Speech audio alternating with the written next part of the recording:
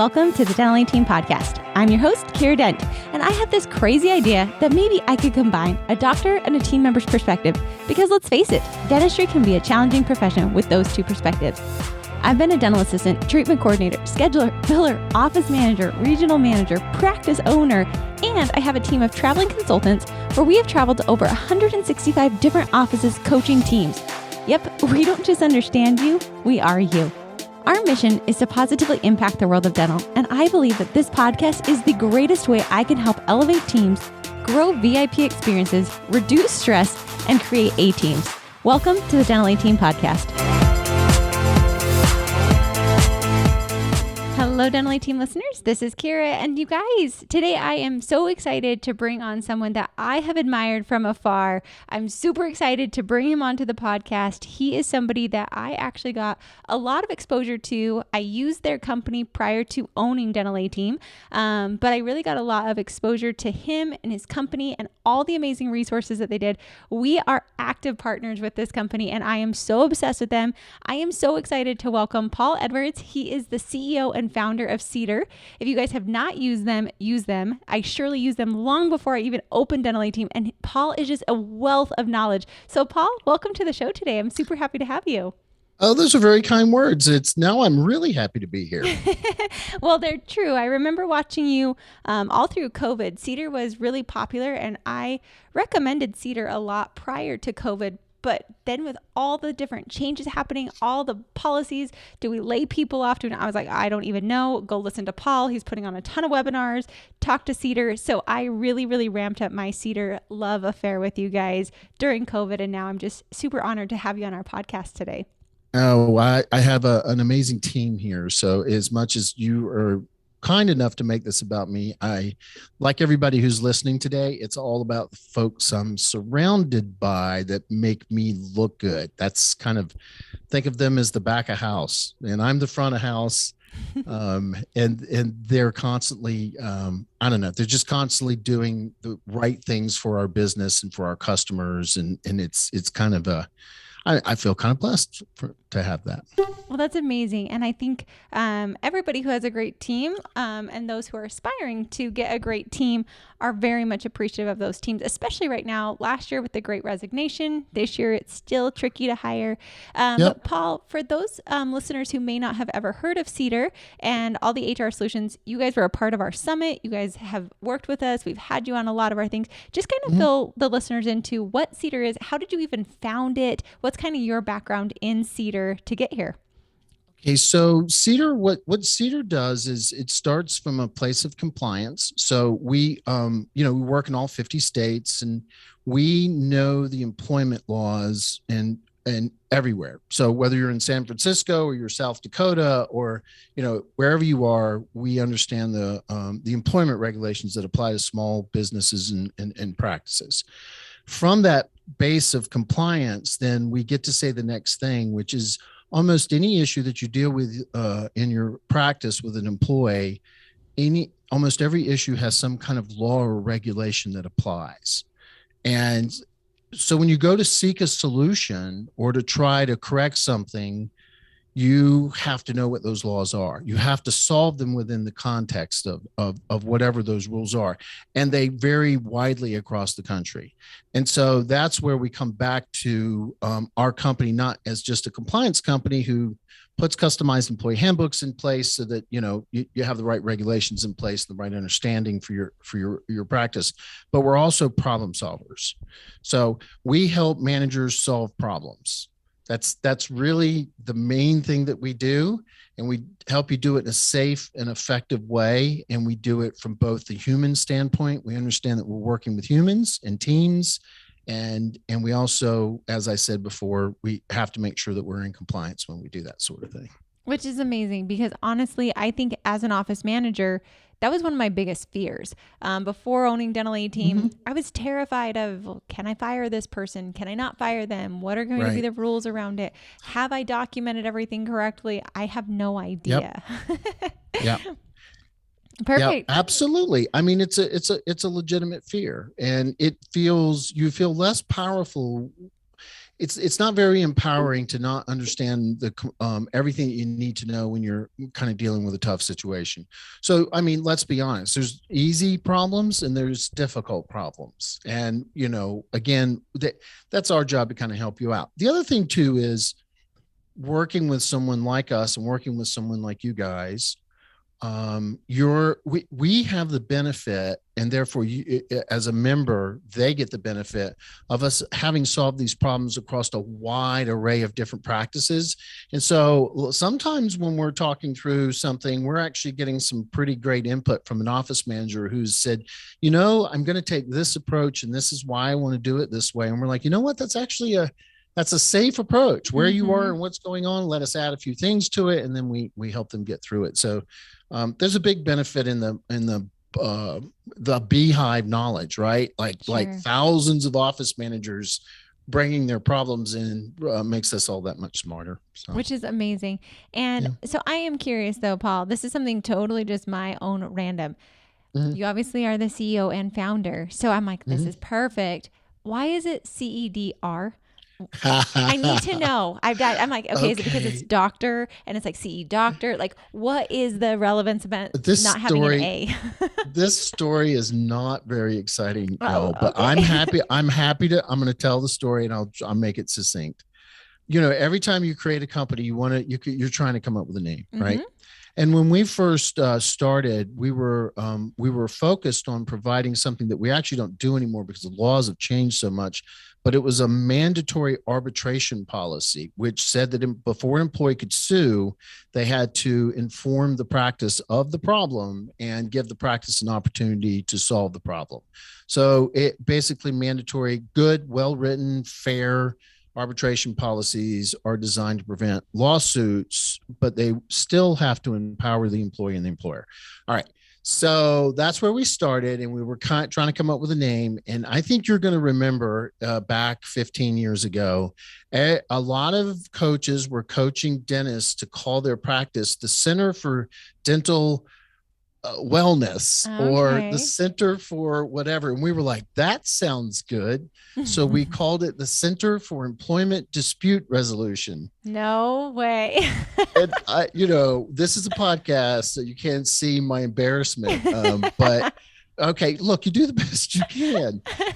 And so what I learned from that was that if you are trying to make a sales call and you're trying to get, and that's where we started, just me, and you're trying to leave a message and you tell the front desk person that the Center for Employment Dispute Resolution is calling, that the doctor would answer, he would pick up the phone and he would be scared. And that was not what I was trying to accomplish at the time. So we changed it to CEDR, and that's the story. That's so wild. You're never going to hear that anyplace else. I don't tell the story. I don't answer the question. So I've been dying to know, because since I found out about CEDR in my first practice I owned, the doctor was like, hey, I got this from CEDR. This is our employee handbook. And I'm like, wow, what is this CEDR fairy godmother in this world?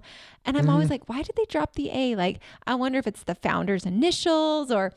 So I'm like, ooh, I've got Paul on the podcast today. There we go. Center for Employment Disruption Resolution. Dispute resolution. The Center for Employment Dispute. Yeah.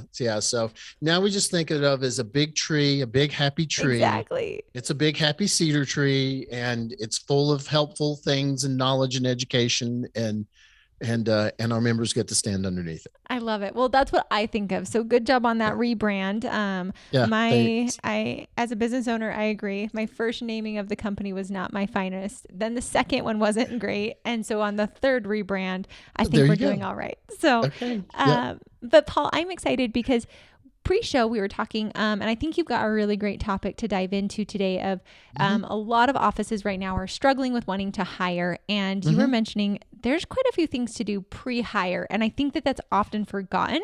And it's almost like we jump out of the plane without looking to see if we have the parachute. So I'm excited to kind of dive into some of those pieces you guys are seeing from that legal standpoint across all 50 states that we should be looking at to protect ourselves prior to hiring these employees. So, well, look, one of the points I do want to make is before the pandemic, it was difficult to hire too. So, the number one complaint was, where do I find people? So, Mm-hmm. where do I source people? And then the other thing was, like, I keep hiring folks and they keep quitting. And that was going on in the 2 years prior. And the reason why was that we were at full employment. So, I Right. want everybody to remember it was just a different challenge. We had full employment. We actually had full employment running for about 4 years prior to the pandemic. And so everybody who was great figuratively was kind of working somewhere. So it was difficult to find good people. Then we went into the pandemic, and then we come out of it and we look at this thing called the Great Resignation. I think it's more of it's more of the Great Retirement. A lot of people just said, I'm 58, I'm 60, I'm 68, I'm out. Okay. So when it comes time to hire now, it's still quite difficult. Nothing's changed. We've been kind of preaching this all along. The work that you do prior to trying to hire to get the right people, and we call those right people difference makers. So, Kiera, a difference maker, simply put, is someone who can bring skills to your practice or a way of being that you don't already have. Mm-hmm. So, this could be someone who has a mountain of experience in insurance billing when it comes to having a host doctor and three associates, which would be quite a bit different than it would be if you had a smaller practice with just one doctor in it. So your thing is you realize you're not getting back as much as you should on your insurance. So you're looking for someone with that kind of experience, and that's your difference maker if that's the person that you're looking for. Now, there's a lot of other attributes that should come with that, but I kind of focused on a skill set. Mm-hmm. And you can always focus on the skills, but you also want to look at this kind of the softer stuff, like how well do they fit into your culture? Like, you know, are they good to be on the team? And that's another way that they can make a difference. Like if you don't have a focused team and you hire a difference maker who's hyper focused on accomplishing things and they're very good at accomplishing it, then all of a sudden they become a de facto leader within your own practice. And if you're a doctor listening, you can spend more time being a doctor, more time in treatment, less time thinking about the things that your difference makers taking care of for you, or difference makers. In my company, there's many. Every company should have many difference makers in it. Mm-hmm. If you're a manager listening, you have the same thing. You already have 74 things on your plate.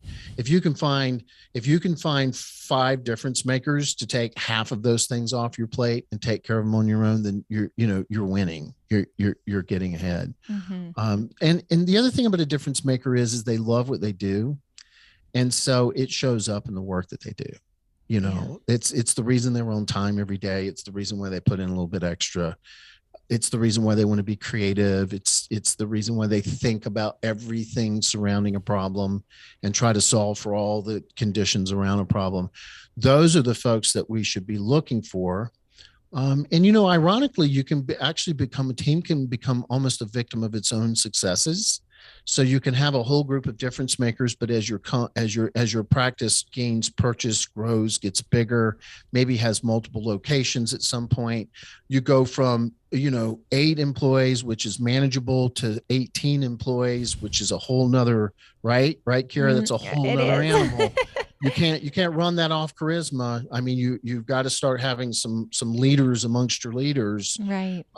You can become a victim of your own success, and your difference makers that you had 5 years ago may not be of a mindset that they can grow like in the direction that you need them to grow. And so, that's one thing. We want to try to figure out how we find difference makers. Yeah, which I love that you brought this up because I think I don't know how you are. I've seen this. I'm sure you've seen it all over. Different like practices who are very successful think differently and Yep. they do things differently. They don't follow status quo. And so I really love that most people are going out and throwing fishing bait out there, aka ads, or just, saying I'll hire whomever. Mm-hmm. And I agree. I remember sitting at a conference once and they said, Kiera, well, they didn't say Kiera. I heard them say Kiera because this like spoke so Right. hard to me. But it was really make sure that you hire people that are different and complementary to yourself. We often get stuck hiring To get people. out of that bias. Yes. Yeah. And it's funny because I hired somebody, she drove me absolutely crazy. on some levels. Like we were very different, but yet her attention to detail and finding the compliance that I was lacking saved me so many areas, and she was passionate about it and she loved it. And I will Yeah. say that was one of the best hires I ever made. And she was Right. very complimentary and different. She was a different differentiator, and I loved her style. So teach us, Paul, how do we find these people? Because you whet my appetite. You've got everybody else excited about this. How do we find these type of employees? Well, we made a very simple tool for people to use. It's a form. We certainly make it available to everybody, but it's a great exercise to go through. Where if you think in terms of, let's just think in terms of you're going to replace someone, and maybe the person that you replaced was not great at their job, or maybe they were pretty good at their job, but they've left for whatever reason. So what we want to do is kind of list the skills and the attributes where they were good and where they were lacking. Mm-hmm. We want to list the things that they were doing well, because when we go to interview and test and skills test and look for the person that we're looking for to replace them, we want to make sure we hold on to as much of the good stuff that we possibly can, right? I mean, you just want to make sure that their skills and again, their demeanor and everything are there. On the bottom side of that are the things that you wish that they could have done better, the skills that they needed. Or, if you had someone they were really good at their job, but when they had a bad day, they made everybody else have a bad day, then, it was a huge impact on the team. It was a real negative attribute, and you're almost blessed when they leave, because you lose that, that you get that out of the system. Nonetheless, you would want to look for someone who is not that way. Right. When you're replacing. I can give you another one. I've heard this example more than once. It's kind of funny. The person's really good on the phone, but doesn't. So front desk is where they end up, and that's what they were hiring for. But what no one asks is, how do you feel about people? And they're like, oh, I can talk to them on the phone all day long, but I don't really like people in general. And it's like, okay, well, you're at the front desk and you're the first thing that people should see. 100%. And they're like, well, I can pretend for 6 hours, but the last 2 hours, I can't pretend that I like these people anymore. So I know it's kind of a silly example, but in the difference maker tool, we would take that example and we would say, first let's ask, how do you feel about people? Do you like people? And there's more than one way to ask that question, so that you can ascertain whether or not you're getting a good people person in, someone who thrives on interacting with people. And then there are a whole list of attributes that you can go through, many of those which should align with your core values. So, that's kind of a whole nother part of this animal, which is, what is your strategic HR planning, or what is your strategic business, or what is your, let's say it a different way. What is your strategic HR business plan going forward? Like, what are you guys up to? Like, do you know that you're going to grow from one practice to 2 locations? Do you know you're going to go from 6 people to 14? What is your mission? What are your short-term big missions that you're going to be up to? And who do you need in order to accomplish that? And then you look at your people. So now we're in a different context of the difference maker, right? We're not replacing someone. We're growing, we're expanding, we may need new roles. So now we use the difference maker tool to kind of identify the person that we're looking for to come in to help us accomplish those goals. And we start with, we're looking for someone who's done this before, been a key player on a team for another business.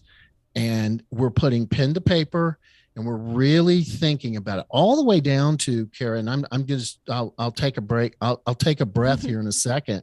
But now I got to tell you, if you don't have a job description in place for everybody and it's not up to date, then you don't know what people do for you. And how can you hire someone and ask someone to do something for you when you haven't at least taken the hour, and that's all it takes, to realign the job description and understand that maybe what you thought that person did, they don't do that anymore the same way. Like, the business changed, the business grew. There's some things we don't even do anymore, and it's part of your job description. There's all these other things that we added to the job. It's not part of the job description. I think you have to align your mind around all these things before you can even write your job ad. And we're not even going to get into writing job ads today, but how can you look for someone who you haven't identified kind of in the ether, before you hire them? Are you guys sick of trying to figure it out on your own? I know I am. When I'm trying to run a business, sometimes I just think like there's got to be a better way to do this. And so for me, my answer has been to find someone who's done it and does it really, really, really well. Like I'm talking the best of the best of the best. I want someone who's been in my shoes, somebody who understands what I'm going through. When I was looking for the consulting business, I found a coach who literally has run a consulting business. Well, that seems like the perfect fit. So you guys, right now we have a few spaces open in our Platinum Consulting. That is in the consulting where we actually come to your practice. We help you get systems implemented. We don't just tell you what systems to implement. We actually implement them with you and for you. You guys, it is one of the best investments I've ever made is to hire a coach who understands the business I'm in, who's lived it, who's done it. And that's what we in the Dental team do. We literally physically fly to you. So if you're sick of trying to figure it out on your own, if you just want somebody who understands you, join our Platinum. I'd love to have you. I'd love to have our consulting team come out and see you, be in your office, be with your team, and truly help you get onto the easy path of dentistry. It doesn't have to be hard. So join us in the Platinum. We'd love to have you. For sure. And I think that that's something really insightful and also I would say very astute. I feel that this is how you hire those different team members. I remember I had a team member help me out and she's like, Kiera, we need to attract people that work for us and not trying to create jobs for them. And I think when you really are clear, like you were mentioning of what do I really need this person to do? And thinking further ahead, I can't tell you, Paul, how many offices I've walked into and they have this one poor person who does 10 different jobs. And if we could just actually set this person up for success, organize the job description, realize the practice has grown. Susie doesn't need to wear 25 hats anymore. Let's have her wear 10 and bring someone on to wear 15, and that's okay. That really can help the practice grow. And I also loved that you were talking about like, who do we really need to hire?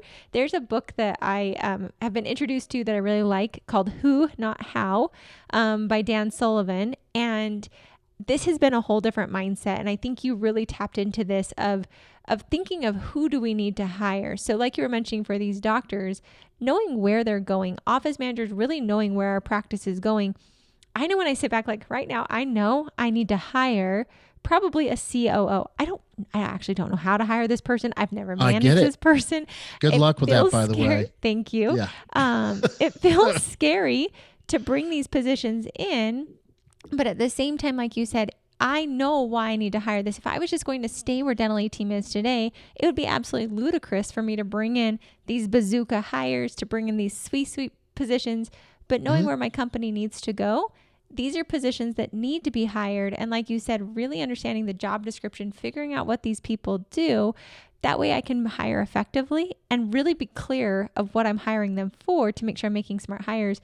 I feel saves a lot of time. Like we think it takes a lot of time of that 1 hour, like you said, but think of the hours of headache of mishiring, wrong hiring, double hiring because they're all doing the same thing because we didn't ask the right questions.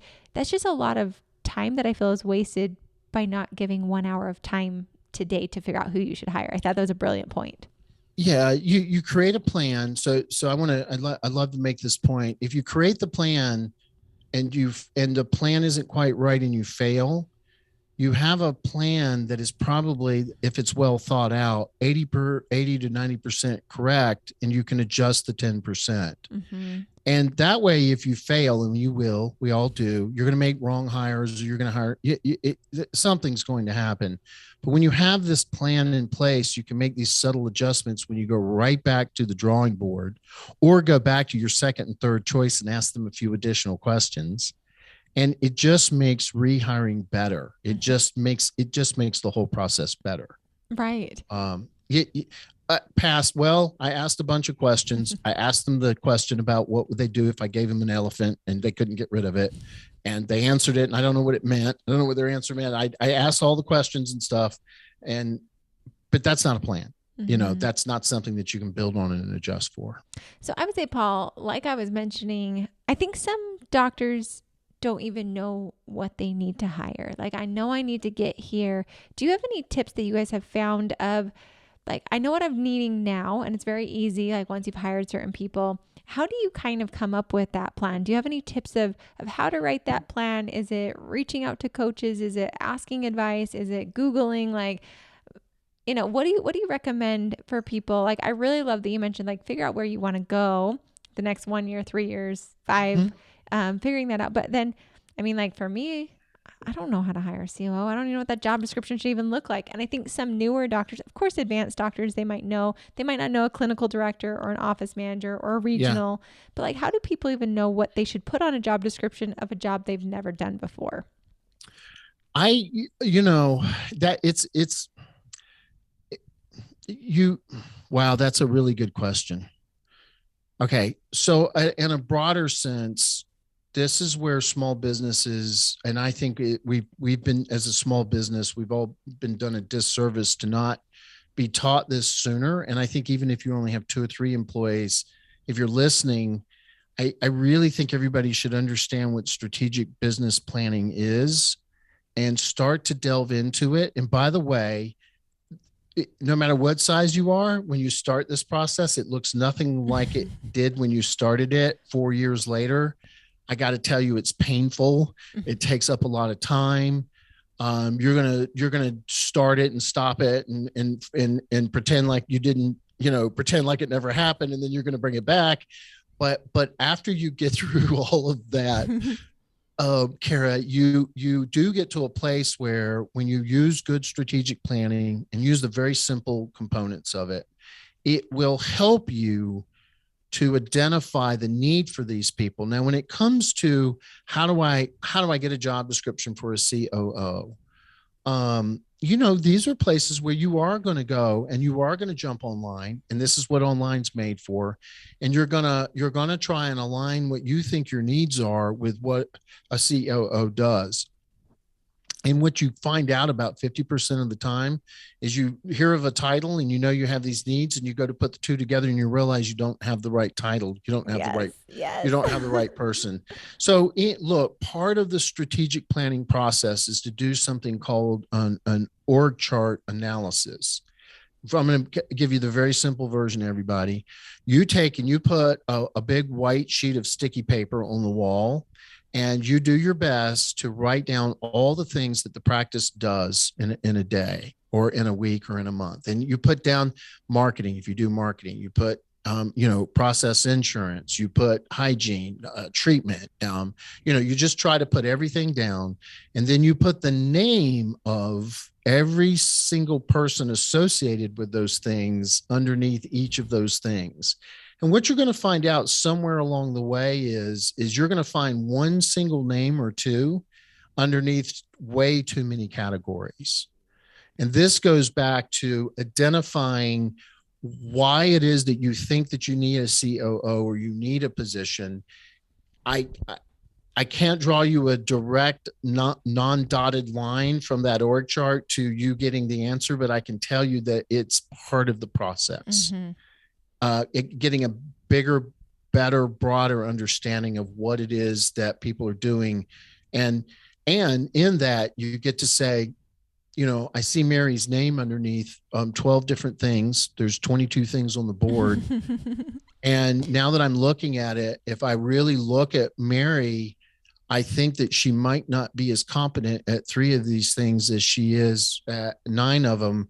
And if I were to talk to Mary, what I would discover is, as a difference maker, there's only 2 of those 9 things she's doing that she's actually passionate about, that are kind of her unique ability and the thing that get her out of bed every morning. These are the things that inform you when you are looking to add people to your team. It's but boy, that was a lot, wasn't it, Kiera? I mean, your question was simple. It's not a simple answer, Well, and I love that you really dove into that, and thank you for that, because I feel like so many people don't realize how to do it. We understand I need this. I understand I need help. And I think that that's why often people hire and they'll just throw job titles out there and they feel that this is too hard. So Paul, yes, I agree that was a lot, but super grateful because to be honest, that's how I figured out I needed to hire a COO. And I Good. literally have gone to Google and been like, all right, these are the things I Mm-hmm. need. What is the position that would even involve this? I've called other business people. I've talked to friends. I've talked to colleagues. I've called people that are smarter than me and asked and said, this is what we're lacking. How do I find it? But like you said, I felt like the piece that I took out of there the most is, while Mary, if we go back to your example, Mary's doing 12 of these things. 9 of those she's only really doing a great job at. The other 3 she's just doing by default because we needed her to do it. But then Yep. of those, there's only 2 that really make her passionate. And I feel like as small businesses and dental practices get larger and larger, we need to remember that people, when they're passionate and they're in their zone of genius, that's when they're fulfilled. That's when we Oh stop yeah. having turnover. That's when we're not overworking them, because it's easy to take on a lot of projects in our zone that we're really good at and that we fulfill. So, Paul, when do you know you should hire? Because I think some people, like, they're always in this, like, I feel, especially with small businesses, they're in the wiggle room and it's a constant, like, back and forth weighing of the scales. Can I afford this person? I need this person. So you bring them on, but then it's going to drop my overhead. Like, what have you found? I mean, you guys do so much hiring, you do so much employment, you do a lot of culture. What have you found? I mean, there's probably no simple formula for it, but when do people balance out that maybe I'm going to spend more to alleviate, or do I, like, stack on more tasks and our team could take on more? What's kind of the balance you found in that in all your time working with practices? I okay. The easiest one to know when you need to hire is when you know you need to create a new position. I think the most common one is a doctor finally realizes that his or her time is not best spent managing a lot of the things that are going on in the practice around them, and that Paul, they just would like be. right there, you got it. Like, Yeah. amen, hallelujah, please, Yeah. thank you. Doctors, listen to him. Yeah. Thumbs wet, and I mean that could be from fishing or from being in a massage parlor, Mm-hmm. just relaxing is your better purpose. So those are the easiest ones. As small businesses, we tend to pile on to everybody and add one more thing, and people tend to raise their hand and say, "Yeah, I'll take that."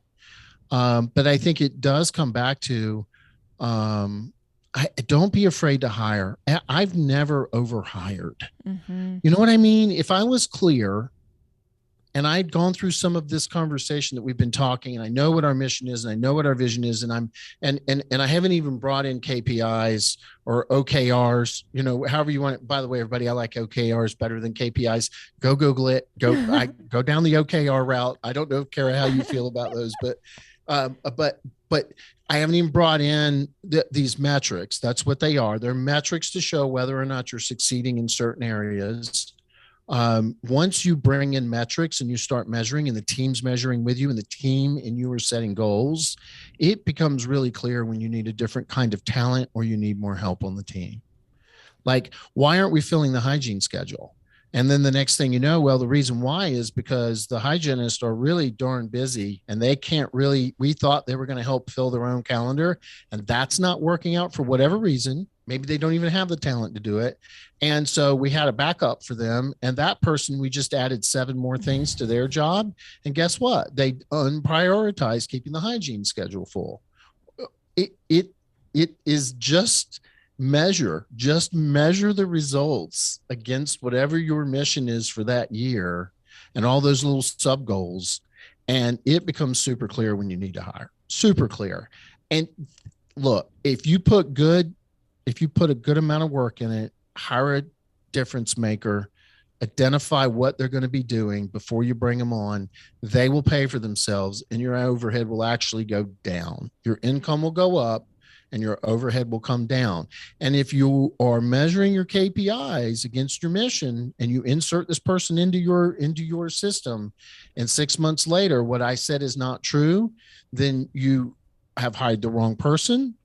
You're not being clear. You are not leading properly. It's you that needs to improve and help your organization get to where it should be. Gosh, that was a beautiful wrap up, Paul. I'm usually the wrap up one.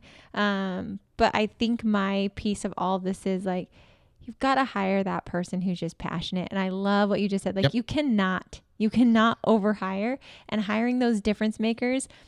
It's crazy. I'm a big fan of Patrick Lenciani as well. And when he talks in the 5 dysfunctions of like right person, right seat, and like really when people are in the right seat and they are these difference makers, things are easy and things flow. Yep. Like you said, like so much happens so quickly that you're like, wow, how did I even survive without this person before? So I feel like that was just a beautiful wrap up you had. And I love the I guess it's just the confidence of like, you can't overhire, because I really have found when you hire these great, amazing hires, your business will grow because of them and fill the space faster than you ever could have imagined. People are always like, no, let's be safe on hiring. And I'm like, just hire that person. I've done it so many times that I have confidence to know that when you really do hire really good difference makers, your practice is different, your life is different, your patient experience is different because of these amazing hires.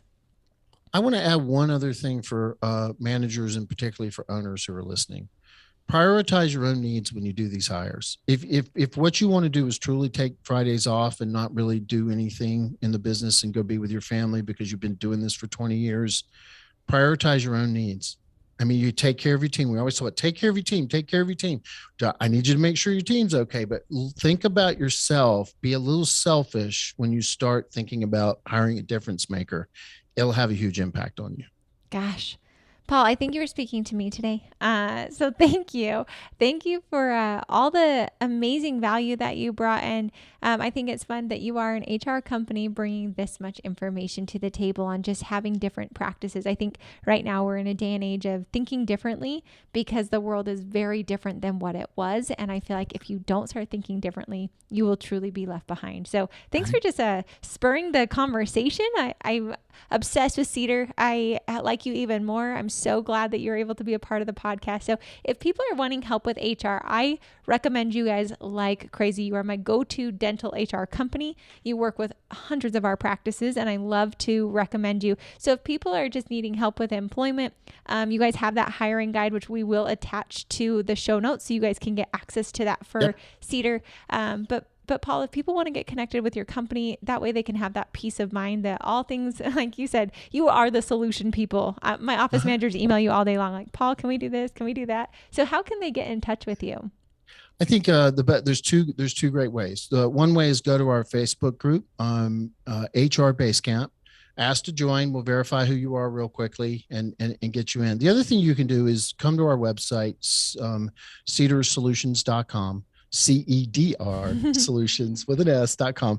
Go to the website. And as all websites are, you'll be prompted to eventually give your email and your name.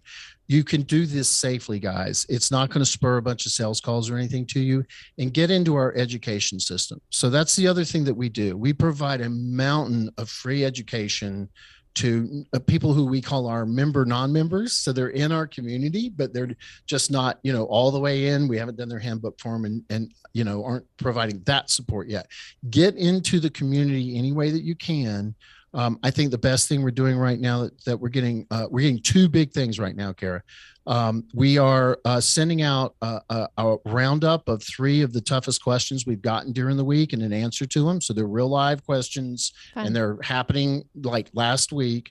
The other thing is that I've started a podcast called What the Hell Just Happened in HR, and you'll be prompted to, listen to the podcast. And so far they're not hating it. They're not hating it so far. So I've heard good things, Paul. I've heard really good things about it. I think that's fun, guys. Yeah, get in touch with them for sure. Beautiful. Well, Paul, I appreciate you so much for today. I appreciate what you guys do. I appreciate you being a resource for our clients and on the podcast, all these thousands and thousands of listeners today. So thank you so much for being a part of this. I truly appreciate your time today. Okay, thank you. All right, guys, go check them out. CEDR, you guys heard how they came up with CEDR. cedrsolutions.com. Check out their Facebook group. And as always, thank you for listening. And I'll catch you next time on the Dental A-Team Podcast. And that wraps it up for another episode of the Dental A-Team Podcast. Thank you so much for listening, and we'll talk to you next time.